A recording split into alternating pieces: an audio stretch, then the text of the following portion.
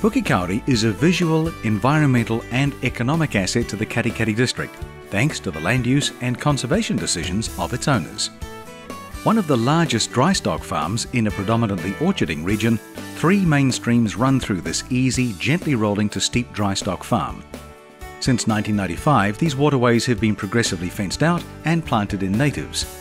Today, 110 hectares of the farm is in covenanted mature native bush, wetlands and riparian planting, and 28 hectares is in plantation pines, redwoods and Cypress lusitanica. The balance is 212 hectares effective grazing land with shelter trees in exposed paddocks. 250 hectares of the farm is owned by the Seddon Family Trust. A further 50 hectares are a joint venture between the Trust and Rick Burke, and 50 hectares are owned by Rick.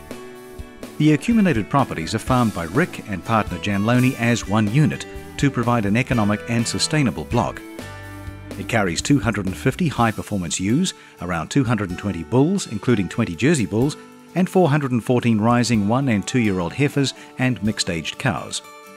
Rick didn't always see the value of retiring marginal grazing land and planting riparian areas, but his father-in-law, the late Derry Seddon, changed his views.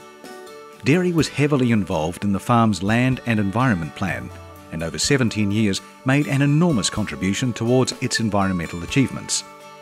Rick says fencing out and protecting marginal parts of the property has improved its overall performance, increased dry matter production on the remaining pasture by 2 tonnes per hectare, and added another $40,000 per 100 hectare to the bottom line each year.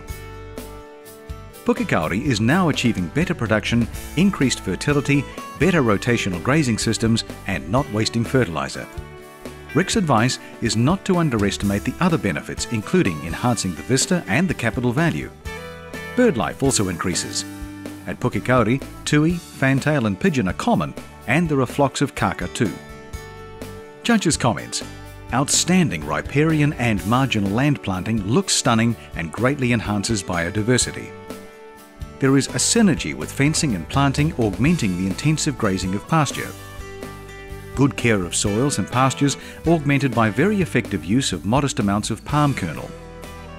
The focus is always back to people and people skills. There is strong teamwork between Rick and Jan.